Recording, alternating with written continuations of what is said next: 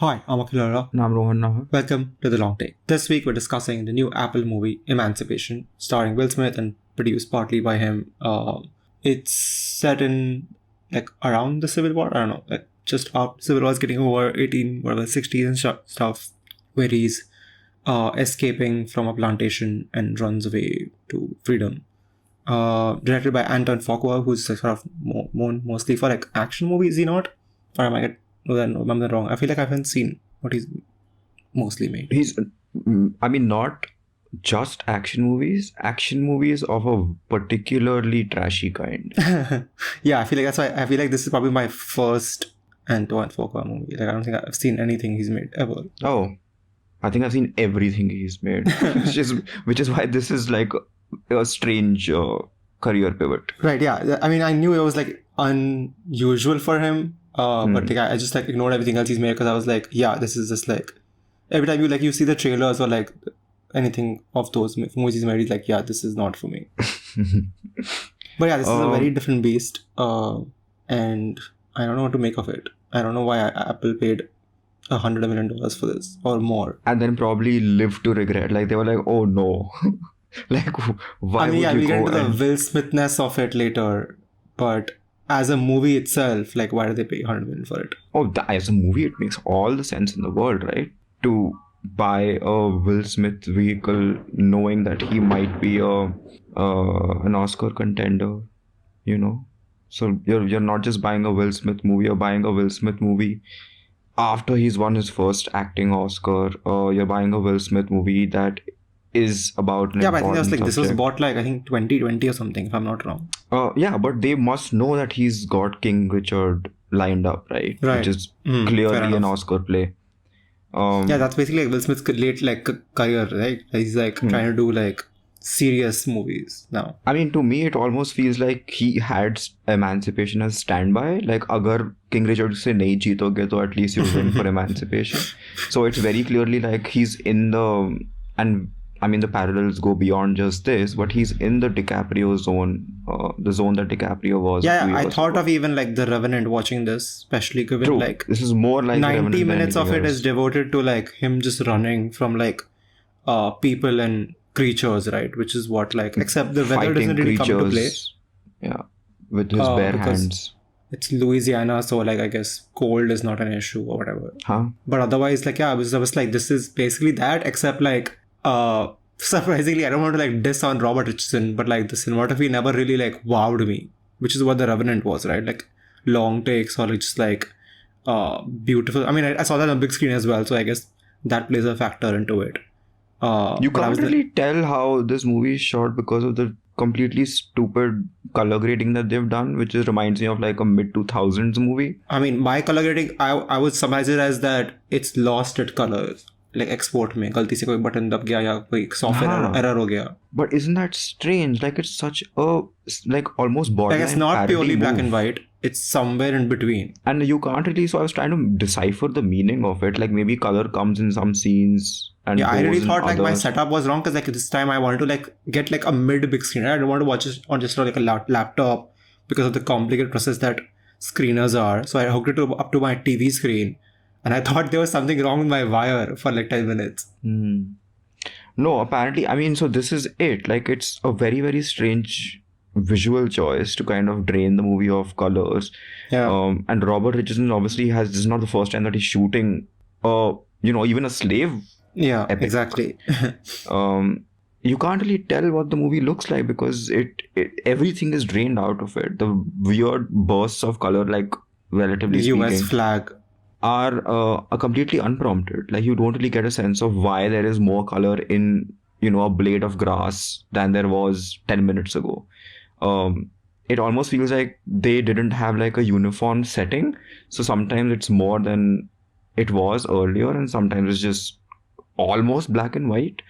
But anyway, that's just superficial stuff. It makes no sense to me. I found it funny. The movie itself is if you've seen Antoine Fuqua's movies, this is just worse tendencies. This is exactly the kind of movies that you would get if you hand over material like this to Antoine Fuqua. Like But like, not what a is single. the, like, I mean, since I've not seen his movies, like, what is the Antoine-ness here that he's doing? So at no point this is like a chase movie, right? This is a Yeah, chase for thriller, mostly what of it, 3/4 of it, yeah. and then it turns into a war movie For suddenly. last 1/4, yeah. Yeah, and then there's elements of survival thriller happening. So it's always rooted, like one foot is always in genre cinema. You know what I'm saying? Yeah. There is no moment for, even though it is a character driven piece, it's about one person, it's about very, very serious themes.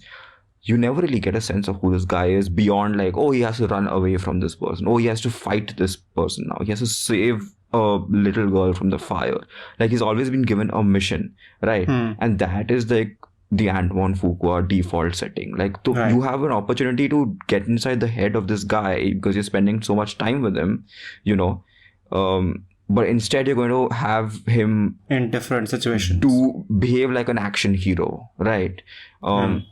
So I was thinking this guy, the real person, has survived the swamp for like however many days, right? He's traveled across the swamp, and it's going to be an arduous journey regardless, right? You don't have to have him punch a alligator in the face for us to be like, oh my god, this is like a serious feat of human survival, right? But that's the vibe of this movie. Like no. So we can't simply show him walk across 60 miles of dangerous landscape. We have to have him enter a burning house. We have to have him fight an alligator. We have to have him do this, that. In the end, when he arrives, when he's rescued, the movie could have ended right there, right? Because that makes sense. Yeah, like you end that's what I thought. Like the movie would end on, but I like accidentally like moved my mouse and then I saw the progress bar and I was like, we're not there yet. So Antoine Fuqua wanted to make a war movie, so there you go. Like you spent $20 million on that third act. Yeah, I feel like the war movie probably parts like cost more than the first 3/4 part of the movie. उसमें सब Will Smith के हाथ में गए पैसे पहले के. Yeah. But yeah, so that's what annoyed me about this. Like this could have been about any random person. It didn't have to be about this particular historical figure, right? Because we never really understand. The movie is about the photograph, right? But that's almost like an afterthought. Like, oh, this also like when that moment to comes and it like hit me again that when this was first announced, it was announced as it's going to be about him. Like, oh yeah, this is why they're making the movie. And I was like, but like, how is it different from like 1,000 other movies of these kind we've seen before, right?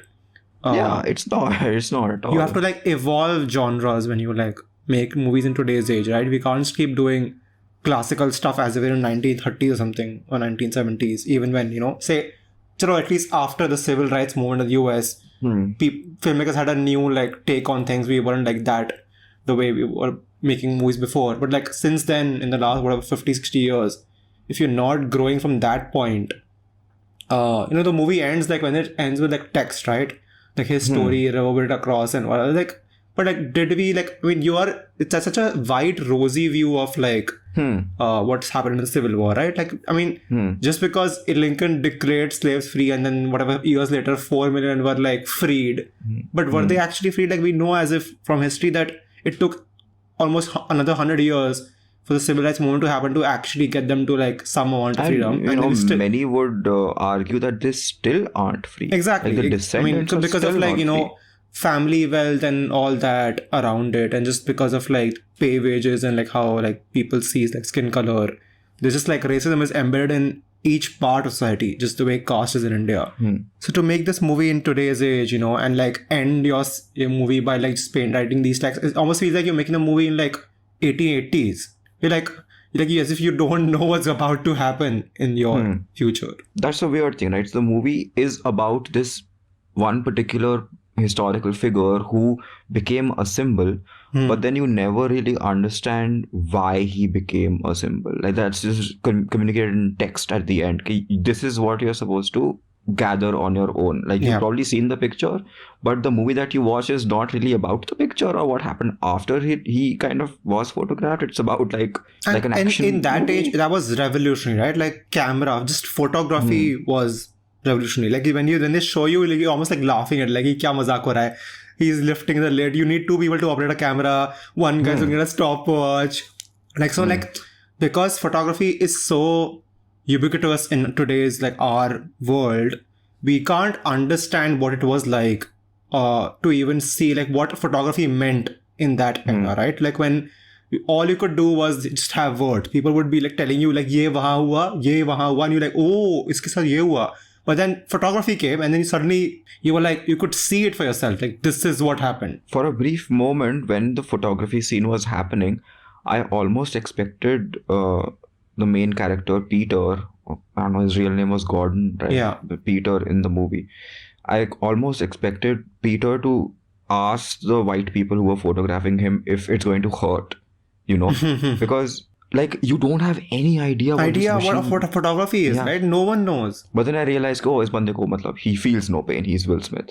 You know, he's like superhero basically at this point. Yeah, which like, I mean, yeah, I like the fact about I think the only fact about it was that Will Smith was mostly like absent. Like that was my fear going into it, that they would make it like a Smith movie.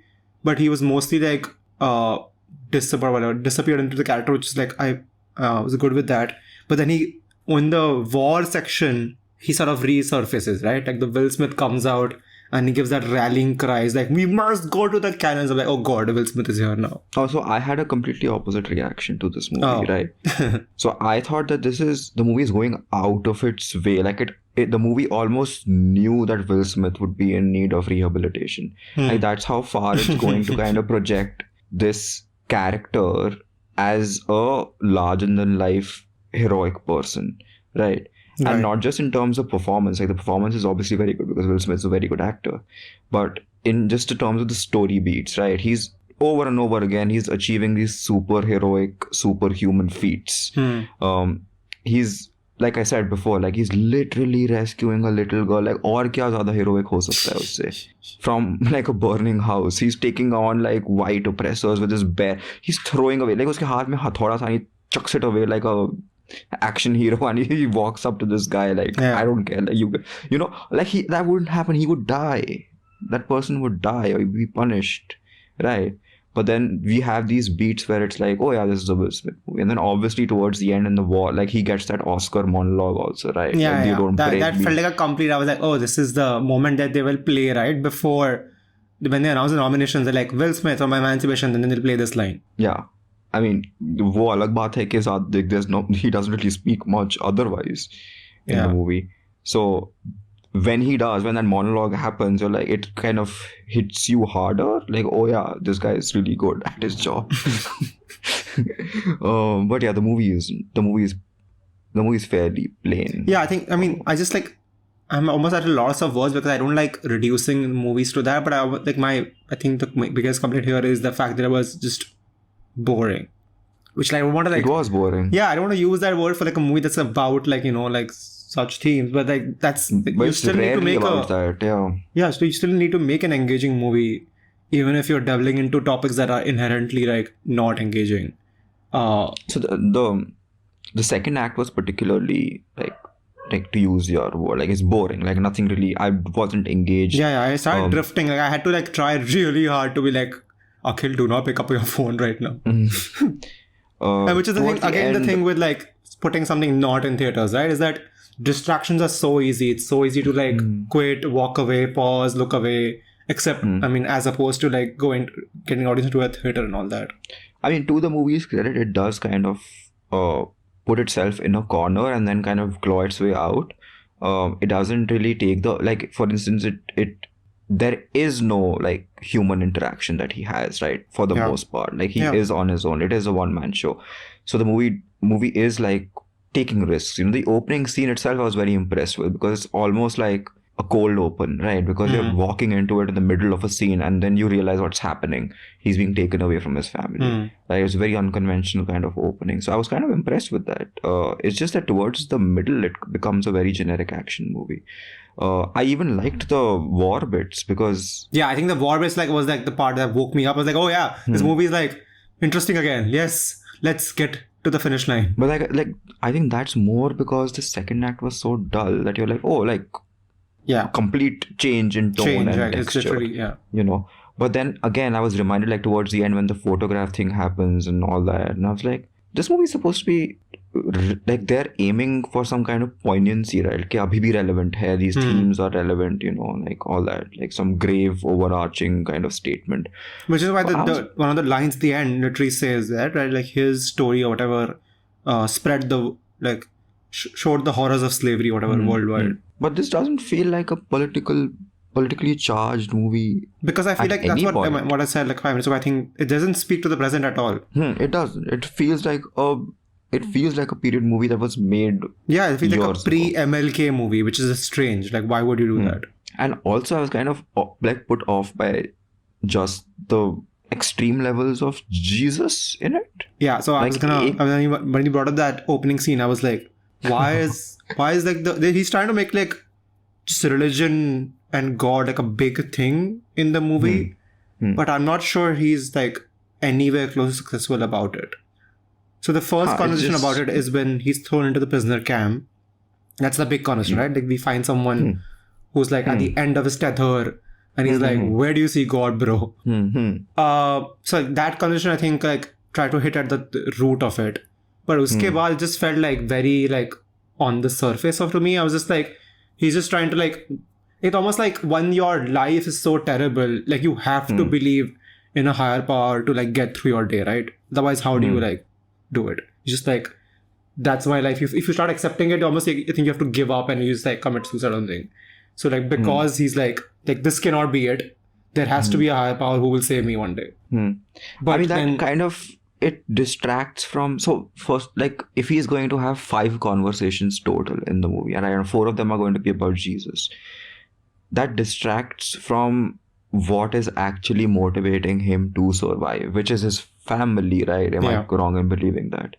So at no point is he telling the fellow whatever prisoner or slave that I have a family and I'm going to get to them, this, that, you know, that is not a repeated theme in the movie. That's just something that you're meant to assume.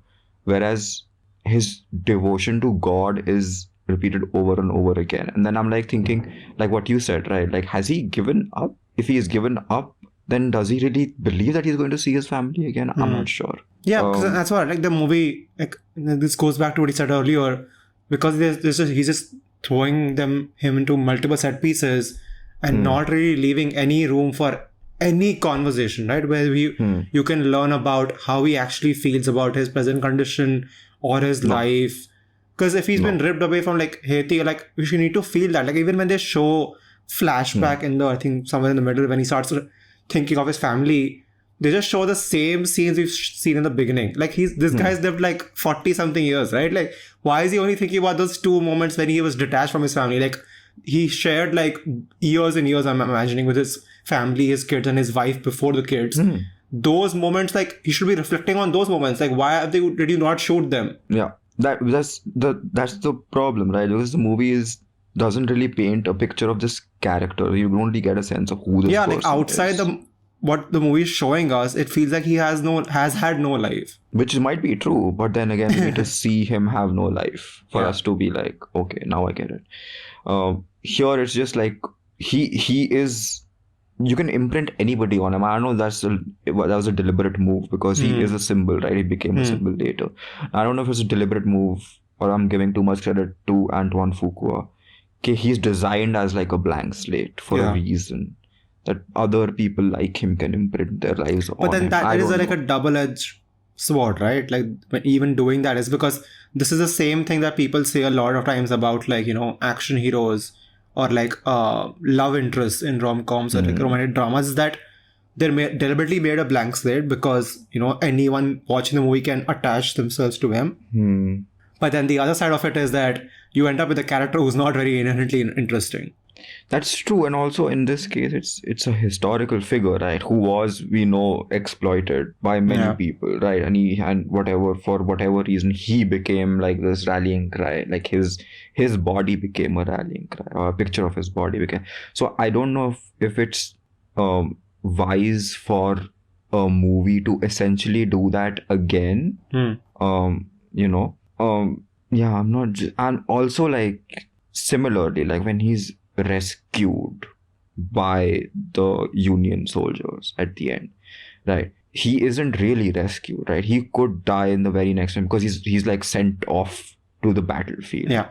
And the movie isn't smart enough to zero in on the irony of that. Like, वो एक white person से escape किया, and now he's basically serving another white. Yeah, which the white, point is that they're trying to make that point with that where the white person talks to him. They're like that you're not freed right now. You are stolen property. Yeah, but I don't like it. Doesn't land. Yeah. Right. It just feels like an excuse to do another action scene.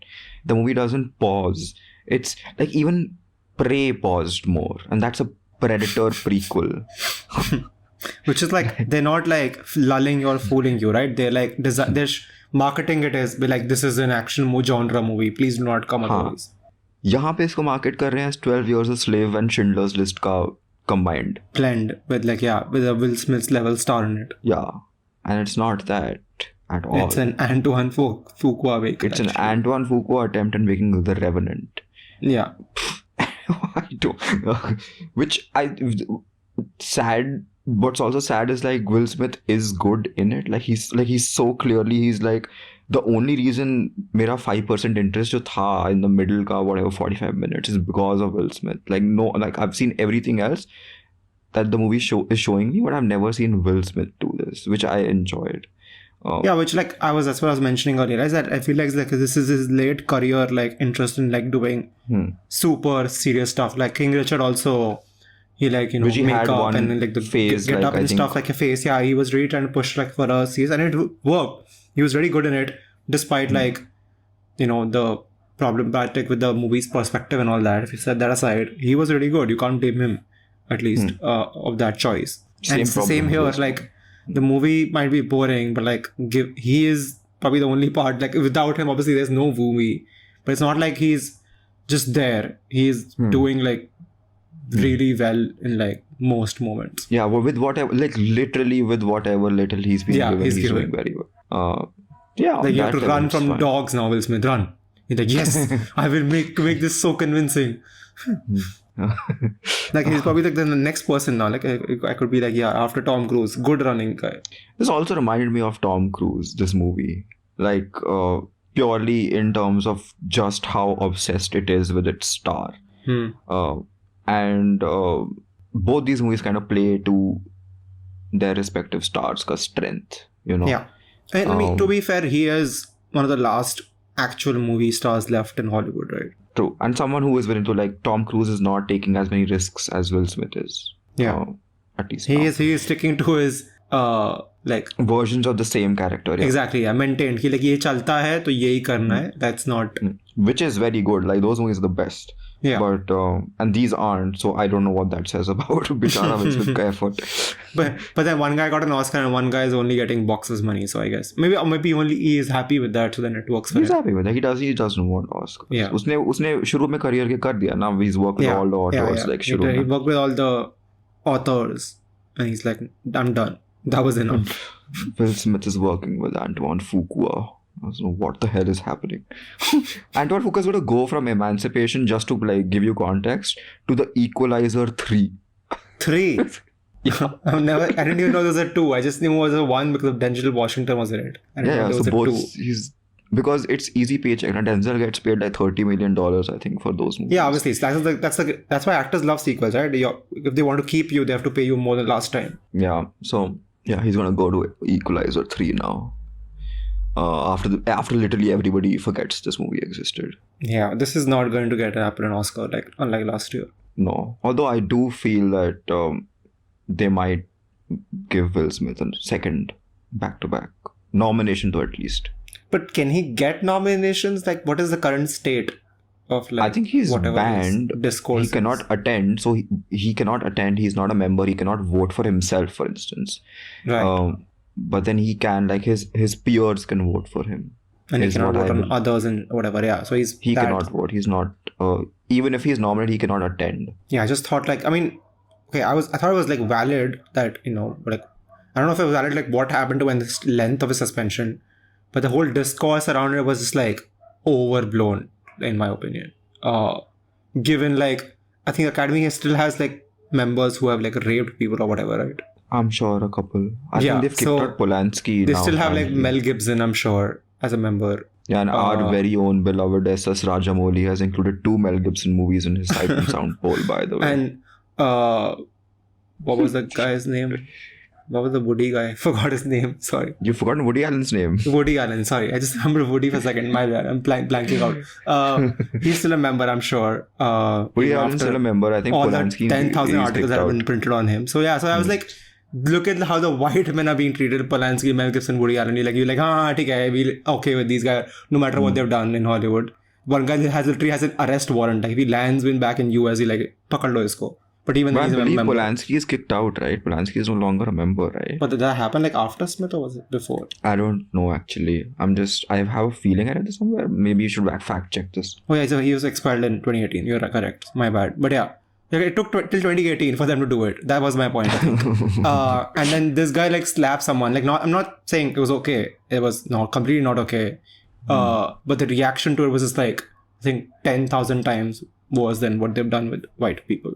I don't know. Like, I don't know. It also like happened at the Oscars. Yeah, having so all the it's Oscars, like- it was very public. Unlike like, yeah, if you like do things outside, it's cool. We will consider kicking you out. you know, and that's If you're a legal racist and matter you keep which, making like anti-Semitic movies, we'll consider kicking you out. But if you do something at the event, we will throw you out instantly. I don't know. I don't think this is like I don't think this is a kind of a race situation because Whatever. he's basically a white man. He's Will Smith. That's you know. true. Yeah, the rich Um, black people are basically like above. Yeah, he's literally 1%. He is one of the most powerful people in that Anyway, industry. I spent like 9 months, whatever, 6, 8 months trying to like stay like away from this discourse. Like I was like, this is pointless. Why are we discussing फिर से about शुरू होएगा. an actor slapping someone? Can we please stop this? I think it happened for like 2 months straight. I was like, can we please end this? I don't want to talk about this. This is an award ceremony. Get over it. But yeah, now I'm also part of it. Great. Yeah. I guess that's it.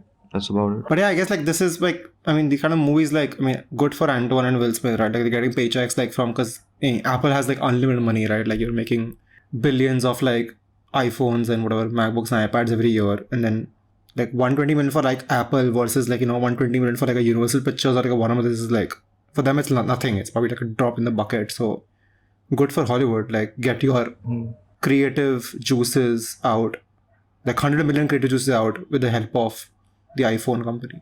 Yeah, I don't know. Like, what was surprising to me is that they've decided to release this movie. Like, they didn't decide to wait. Maybe because next year they have like a Scorsese movie lined up. But the weird part Maybe was, it's yeah, like contractual or something. no. So I read something like that was the thing, right? They were contemplating pushing this a year because of all the negative Okay. press, Right. and then apparently, so here's my theory. Like, either they thought this was really good and had a chance at this year's Oscars, because agle saal they would be competing with each other, right? Or they were like, dump it, Let's get it out of the way. Like kabhi to release karna hi hai. Huh. So I don't know. I was just surprised about that. It's soon after, he's persona non grata. You're just putting a movie out and basically asking for people to vote for him again, right? Because there's no other reason you're going to release this. Yeah. Like, और कुछ नहीं होना इसका. Nope. Apple में कौन ही देख लेगा, Yeah. Then I don't think Apple has ever put out a press release saying, we had 35 million people watch our show. Like, no, because you don't have 35 million members. Yeah, which is a pity, but not for Emancipation. Like, there's a lot of other stuff that they can watch on Yeah. Apple. But yeah, I guess that's about it. And I want to go back to equalizer level stuff. And I don't know what Will Smith is doing. Probably chasing another Oscar after this, if he doesn't get this one. I guess that's about it. Yep. Okay then. That's it for this episode of The Long Take. You can follow us on Facebook, Twitter, YouTube, and Instagram at The Long Take Pod. You can write to us at thelongtakepod@gmail.com. Please leave us a rating and a review wherever it's in this episode, and we will see you next week.